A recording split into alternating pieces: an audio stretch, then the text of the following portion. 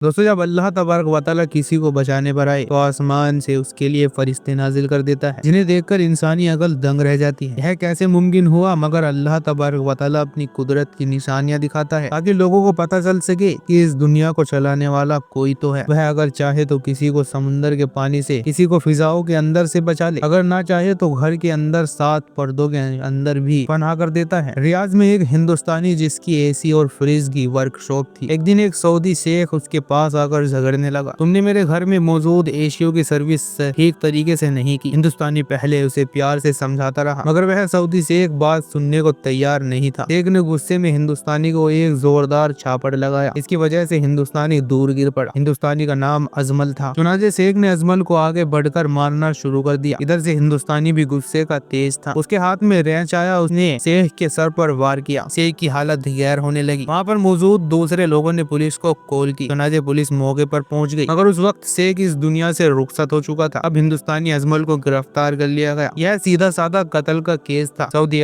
अदालत में उसका केस चलने लगा। 1 साल तक उसके केस चलता रहा। आखिरकार काज की जानिब से यह फैसला किया गया, अजमल का सर कलम कर दिया जाए। अजमल की बीवी उस वक्त सऊदी अरब में मौजूद थी। उसका रो रो कर बुरा हाल हो चुका था। अजमल ने बीवी को समझाया कि तुम वापस चली जाओ, मगर उसकी बीवी वापस जाने के लिए तैयार नहीं थी। वह अल्लाह से अपने शोहर के लिए दुआएं करती रहती। दोस्तों, सर कलम होने से एक दिन पहले उसे ख्वाब आया कि एक फरिश्ता आसमान से नीचे उतरा। उसके साथ हाथ में पैसों का बैग था। उसने बैग को थमाए हुए कहा, तुम परेशान होने की जरूरत नहीं है, इंशाअल्लाह कल सुबह तुम्हारा शोहर रिहा हो जाएगा। आज उसकी अपने शोहर से जिंदगी की आखिरी मुलाकात थी। चुनाचे वह रोते हुए रियाज के एक बड़े जेल सेंटर में गई, जहाँ उसके शोहर को रखा गया था। वह जेल के दरवाजे पर खड़ी थी। इतने में एक सऊदी शेख आया। इसके पुराने कपड़े थे। वह अजमल की बीवी से पूछने लगा, मेरी बहन क्या बात है, किस वजह से परेशान हो, तुम जेल के सामने किस वजह से रो रही हो? वह कहने लगी, आज जुमे की नमाज के बाद मेरे शोहर का सर कलम कर दिया जाएगा। इस तरह करके उससे कत्ल हो गया। मेरे छोटे छोटे बच्चे हैं, मैं अपने शोहर के बगैर किस तरह जिंदगी बसर करूंगी। सऊदी शेख का नाम अबू गरीब था। वह कहने लगा, मेरी बहन परेशान न हो, इंशाअल्लाह आपका शोहर बच जाएगा। मैं उसे बचाने की पूरी कोशिश करूंगा। आपने सिर्फ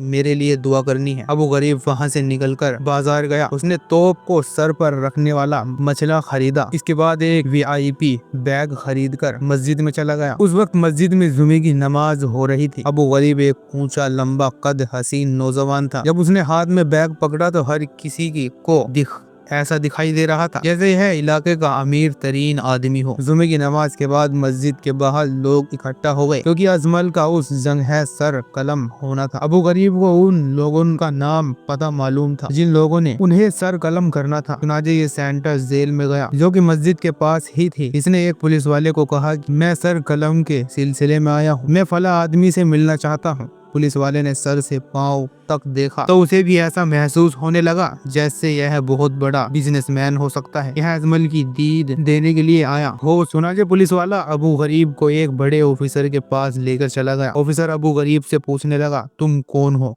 कहाँ से आए हो, किस लिए आए हो? अबू गरीब कहने लगा, मेरा ताल्लुक रियाज के फला कबीले से है। मैं अजमल नामी आदमी को छुड़वाने के लिए आया हूँ। मैं कत्ल होने वाले आदमी के घर वालों से मुलाकात करना चाहता हूँ। मैं इनको दंड देने के लिए तैयार हूँ। चुनाचे ऑफिसर ने कत्ल होने वाले शख्स के घर वालों को बुलाया। अबू गरीब उन लोगों को कहने लगा, तुम्हारा भाई बेटा जो भी था वो अब अल्लाह रब्बुल इज्जत के पास जा चुका है। अब उसने कभी भी वापस लौट कर नहीं आना, मगर उस हिंदुस्तानी के छोटे छोटे बच्चे हैं। उसकी बीवी का वाहिद सहारा उसका शोहर है। अगर अजमल खान का सर कलम कर दिया जाए तो उसके बीवी बच्चे जमीनी जमाने की ठोकरें खाएंगे। दूसरा, अल्लाह रब्बुल इज्जत भी माफ करने वालों को पसंद करता है। मैं अजमल की रिहाई देने के लिए आया हूँ। रिश्तेदार आपस में मशवरा करने लगे। इसके बाद इन्होंने अबू गरीब से दत्त मांगी, अगर तुम अजमल को बचाना चाहते हो तो तुम्हें 30 लाख रियाल देना होगा। अबू गरीब कहने लगा, मेरे लिए यह मामूली बात है, मैं यह रकम देने के लिए तैयार हूँ। मस्जिद के पास जो लोग सर कलम देखने के लिए आए थे, वहाँ पर रिश्तेदारों ने ऐलान कर दिया, हमने अजमल को माफ कर दिया। वहाँ पर अल्लाह अकबर के नारे बुलंद हो गए। हिंदुस्तानी की आंखों से आंसू जारी हो गए, क्योंकि जिस आदमी ने इस एक इंसान की जान बचाई उसने पूरी इंसानियत की जान बचाई। चुनाचे पुलिस ने अबू गरीब को गाड़ी में बिठाया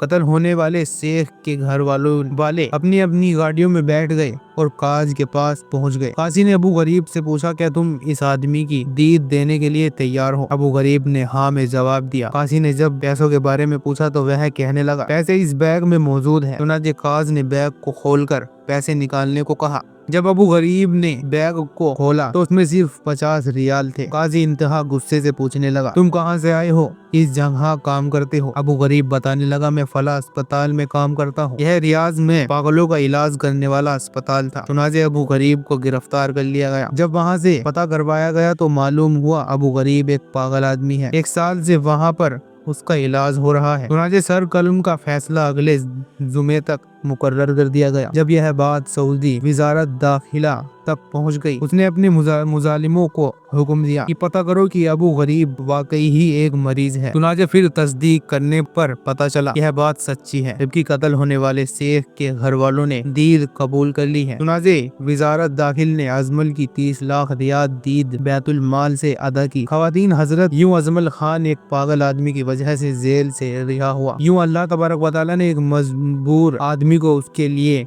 फरिश्ता बनाकर भेजा। यह अल्लाह तबारक व तआला के फैसले है, वह जो चाहे वह कर सकता है, उसकी इज्जत के बगैर एक पत्ता भी नहीं हिलता। दोस्तों, आज की हमारी वीडियो कैसी लगी? अगर आज की हमारी वीडियो पसंद आई हो, वीडियो लाइक और शेयर कीजिएगा। इसके साथ साथ हमारे चैनल को सब्सक्राइब करना मत भूलिए। मिलते हैं आपको एक ऐसी ही वीडियो के साथ, तब तक के लिए मुझे इजाजत दीजिए और अपनी दुआओं में मुझे खास तौर से याद रखिएगा। फी अमानिल्लाह।